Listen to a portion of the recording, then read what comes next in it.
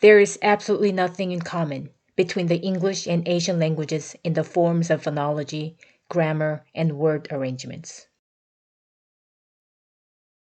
In fact, English has many over-differentiated concepts compared to Asian languages. Compared to European language speakers, Asian learners encounter the subtleties of specific sounds, perplexing sentence structures, and patterns of word arrangements of the English language. Asian learners are conceptually unaware of the most basic concepts that define the structures of the English language at the most basic level. The biggest mistake of second language educators and their learners is to believe learning a language naturally and remain fixated on the target language only approach. The missing piece of the second language acquisition process is the basic English rules and acute awareness of the non-existent concepts within a learner's native language. The forms of English language provide the bedrock of creativity, and a learner's native language unlocks the mystery. The basic English rules can fully be acquired only when learners are able to relate them to their existing cognitive structure, their own native language system, and reach the meaningful level of language. It is crucial to understand the intricate nature of the second language learning process. The intricate nature of the second language learning process requires a meticulous learning method aligned with learners' unique difficulties, directly originated from their native language. At present, this missing piece is too often absent at the most basic level, regardless of learners' ages, education, and proficiency levels. There's no way around it but to resolve the non-existent concepts that has long been considered as something that cannot be observed within a learner's native language. Both educators and learners must squarely face up to the so-called inhibiting effects of a learner's native language on English in order to successfully overcome the sources of obscurity.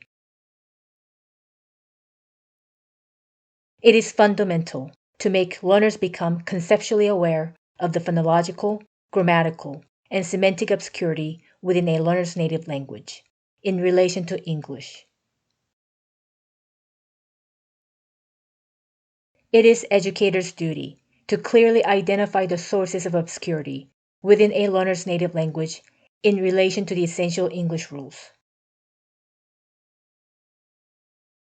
It is entirely irrational to encourage learners to acquire something that doesn't exist naturally and spontaneously. What feels very natural and benign to native speakers is the most unnatural and adverse to learners because the very concepts, forms, or rules do not exist at all in their native language. The bottom line is the greater the causes of obscurity that exist between a learner's native language and English, the more precise method a learner will need that is aligned with his or her linguistic foundation and its distinct challenges. Placing a high value on a learner's native language in order to resolve the sources of obscurity is the key to achieve English language proficiency. The solution to the intricate and inexplicable nature of the second language learning process is certainly not prematurely adopting spoken interaction.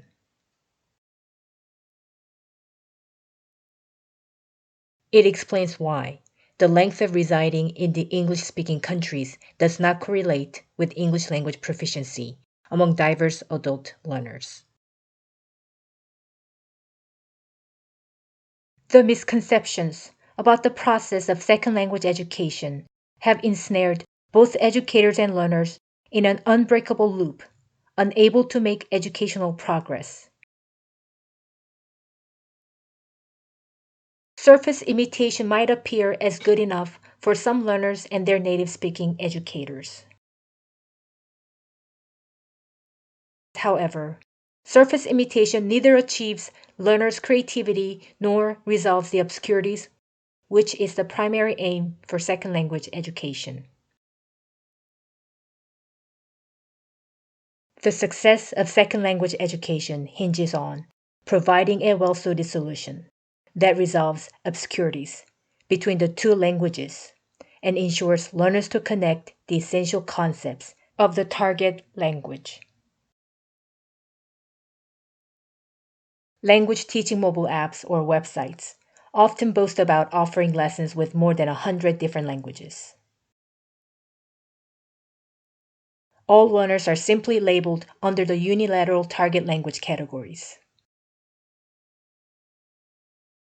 The causes of obscurity and unique difficulties of learners around the world have been put on the back burner. It's the one-size-fits-all approach that overlooks learners' distinct challenges originated from the direct influence of their native language.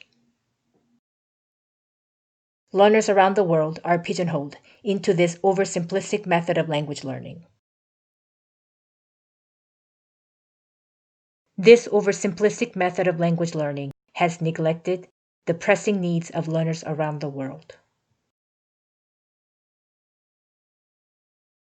It has made educators ineffective for too long, unable to identify the sources of linguistic ambiguity and complexity that led their learners astray. I've been watching Asian learners' generational struggles unfold in the process of acquiring English as their second language. I'm in awe of the two completely different languages, Korean and English. After spending 30 years studying the English language, I could no longer just wait for other learners to wake up one day and suddenly gain clarity.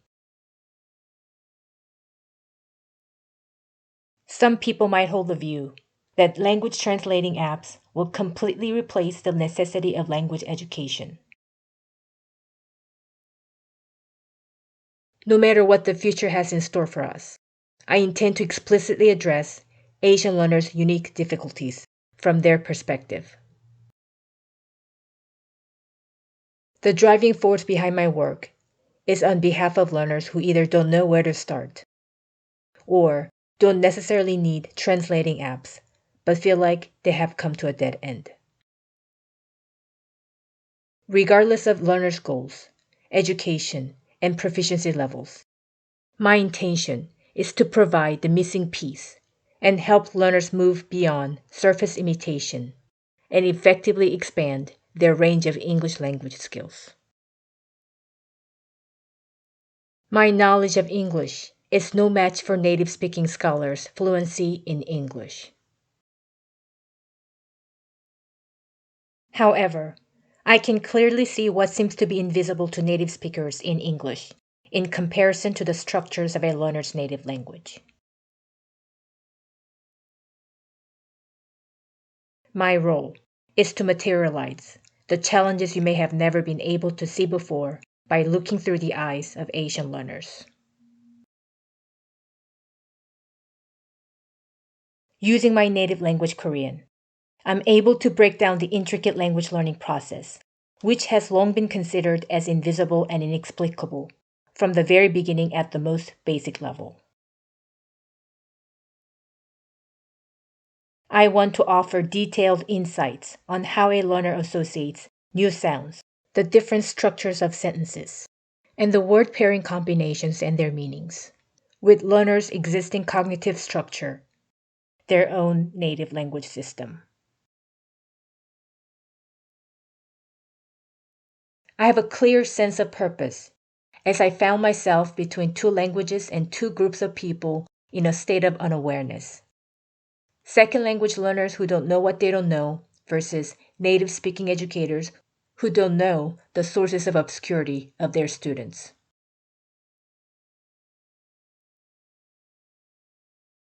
My efforts to fight the long-standing educational practices cause frequent misunderstandings from some educators and learners at times. I only want to express the unspeakable pain that many English learners have long endured. Combating the widespread misconceptions, collective unawareness, and secrecy, I fully recognize the magnitude of the task and its insurmountable challenges. Nevertheless, I feel obliged to help other learners become aware of the perpetual shackles of the unresolved sources of obscurity and surface imitation in the grand scheme of things. I see my purpose as a part of something much bigger than myself. I'm on a mission to change the narrative around second language education. My 2 decades of professional experience and the breakthrough results from my algorithm design seek not only to offer exceptional guidance to all ESL educators, but also to pave the way for other non-native speaking educators around the world. I want to share the missing piece, showing how to zero in on the distinct challenges that their learners are confronted with. This missing piece of the language learning process is encapsulated as a practical and concrete model, learning algorithms. My learning algorithm design provides an example of how to resolve the causes of intricacy and obscurity during the second language learning process using Korean language learners' experiences. It provides the best model that uniquely creates conceptual awareness and clearly identifies the varied non-existent concepts of languages around the entire world. Technology has the power to free us from human limitations. Most of all, the goal of machine learning is to find the best possible learning algorithm. The author of Master Algorithm book argues that control of data and ownership of the models learned from it is what many of the 21st century's battles will be about. The author goes on to say that machine learning alone will not cure cancer. Cancer patients will, by sharing their data for the benefit of future patients. All we need to do is provide the right kind of data and discovering the deepest regularities. I want to share the right kind of data and the statistical regularities drawn from Korean learners as a group in my algorithm design. I'm offering the solution to resolve the phonetic, grammatical, and semantic obscurities for learners around the world. My learning algorithm design has already given new insight into individual Korean learners' levels of understanding and their performance, as well as statistical regularities in data extracted from Korean learners as a group. This missing piece offers an archetype model, and it is intended to be applied to a wide range of learners around the world. Sharing the data of varied obscurities, drawn from learners on a global scale, will spark new directions in research and development and transform the process of second language acquisition down the line. I see limitless opportunities working closely with both native and non-native speaking educators and experts in a wide range of fields on a global scale. It is my dream to work with the leading minds of Envisionaries, technology experts, scientists, and educators. By providing the missing piece, I desire to help other learners reach their full potential with a fully established foundation crucial to develop creativity that serves the distinct needs of the wide range of learners. I actually would have wanted it for myself 3 decades ago, not just for satisfying my overachieving tendency, but for being able to feel in charge of making my own personal goals and dreams come to fruition.